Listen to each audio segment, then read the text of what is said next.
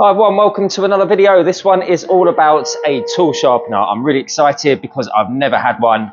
When I say a tool sharpener, I say a wet tool sharpener. It's a wet wheel, and you can sharpen knives, scissors, chisels, planer blades, anything that you like, shaped stuff. The world's your oyster. So I'm going to quickly show you what I've got. See you in a minute.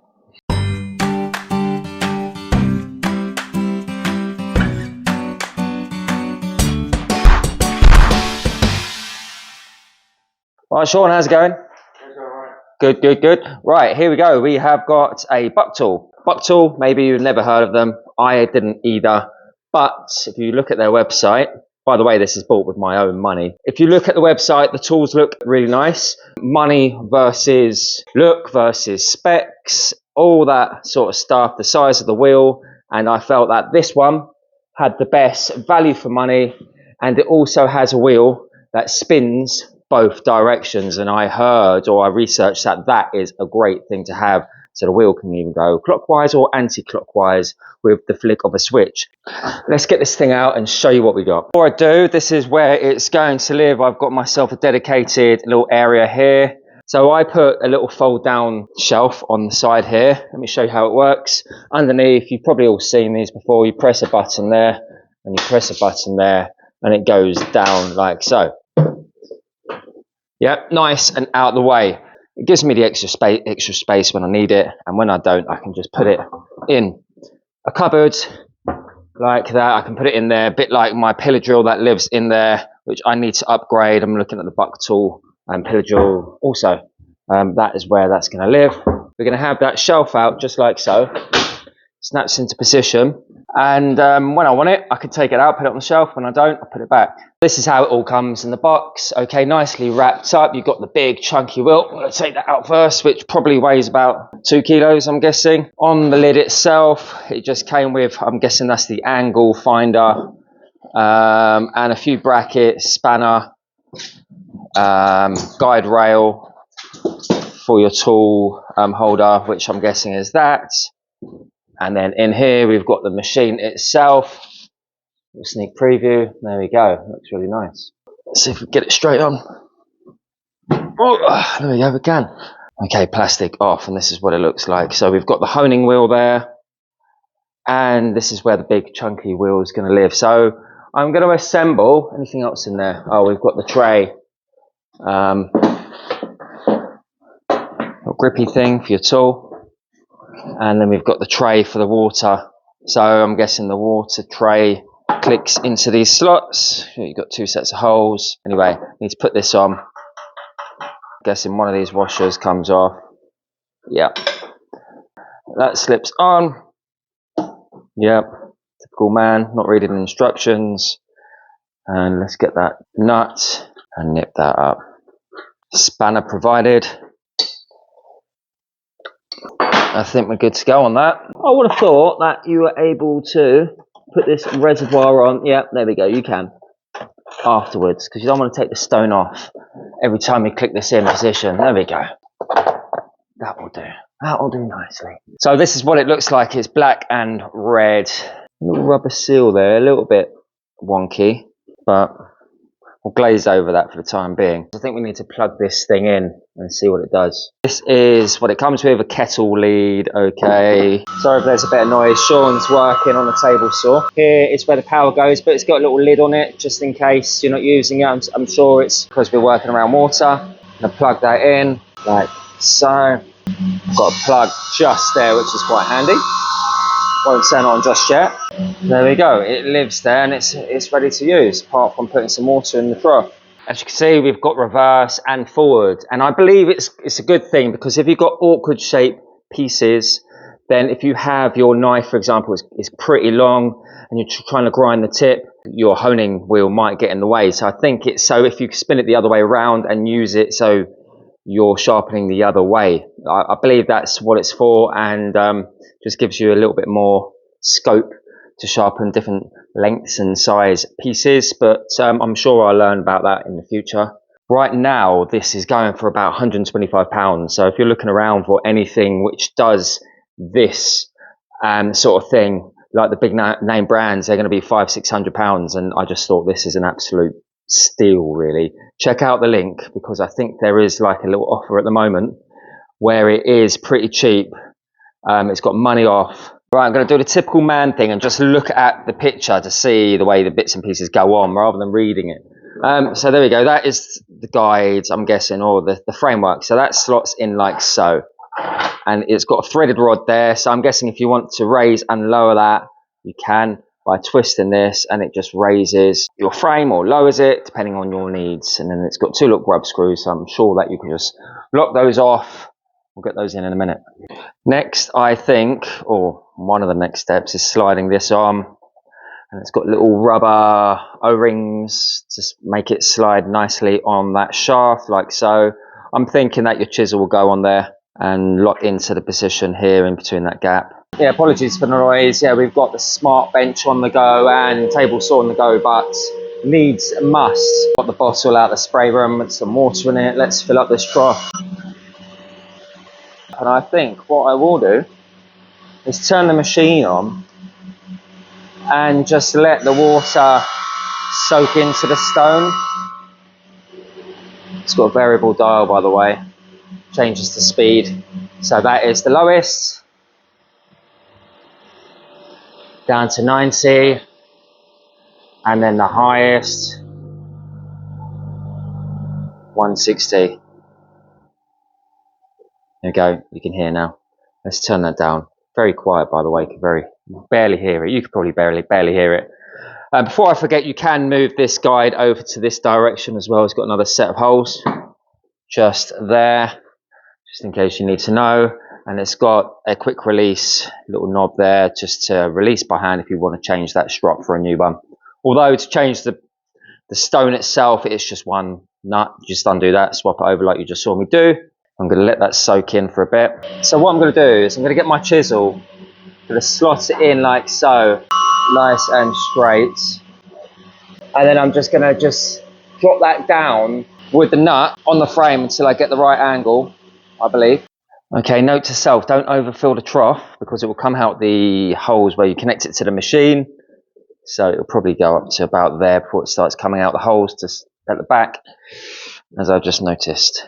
Before I start grinding, you can put these little screws in to make sure that this won't move on you. For now, I've freestyled the angle, although this just about worked because my chisel is very stubby. All right, so if I show you, because it's very stubby, I can't push it forward anymore. The actual guide is pretty close to the wheel, but I think I have my angle there. You can see that the chisel is resting on the stone just about how I want it.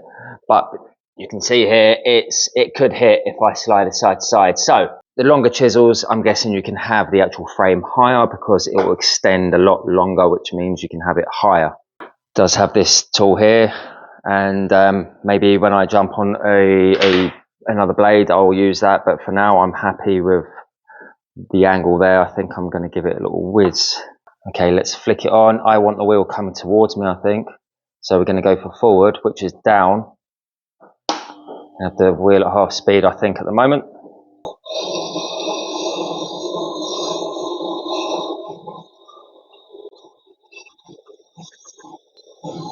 This chisel is well warm, by the way. It's got so many chips in it.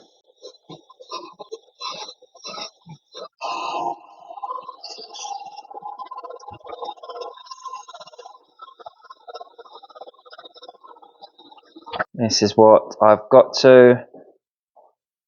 Might set the angle a little bit wrong there, but we're getting there.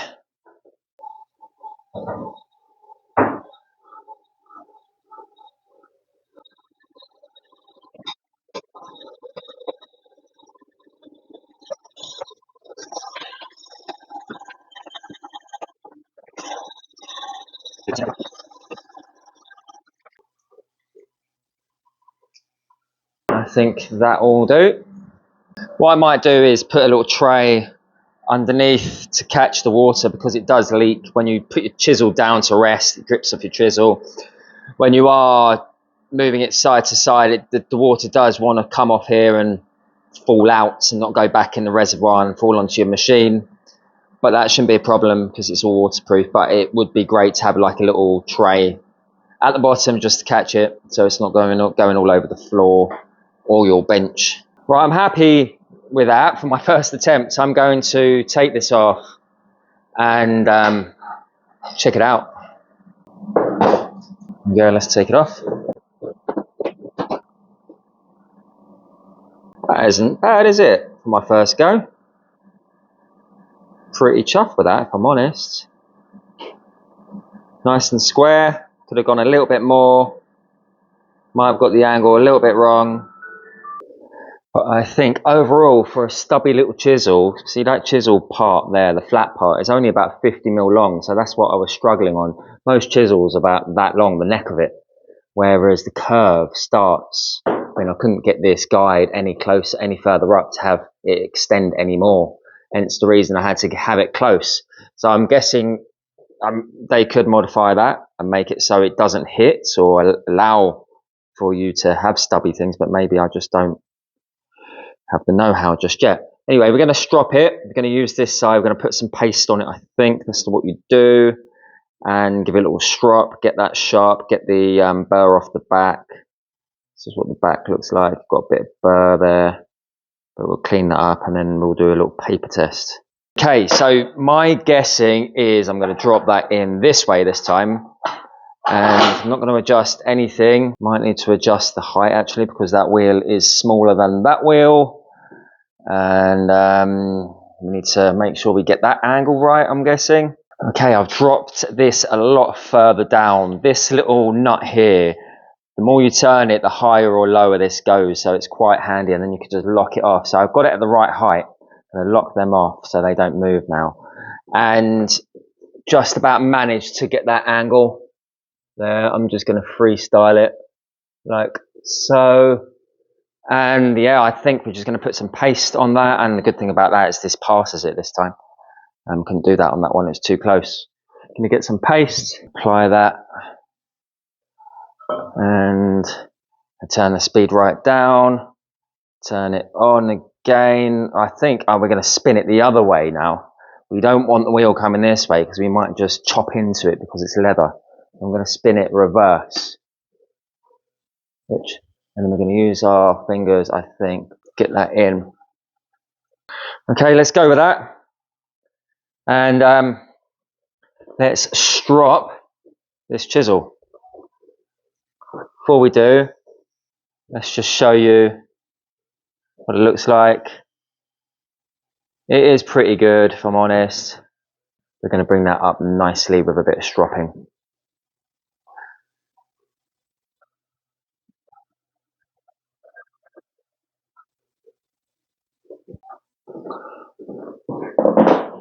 Before I take it out of the jig and make sure, well, I want to make sure that I'm happy. Shall we do a little bit of hand stropping? I think so. I've seen people do that. I'm going to take it out of the jig.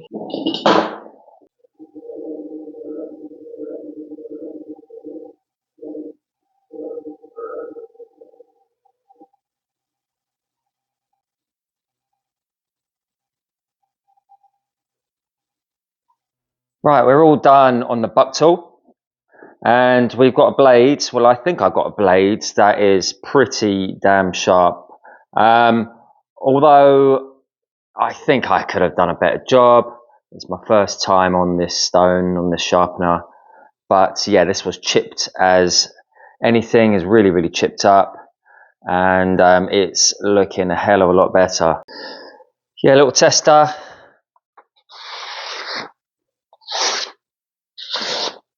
Lovely. Nice and sharp. It's actually surprisingly hard to demo this, but it's sharp.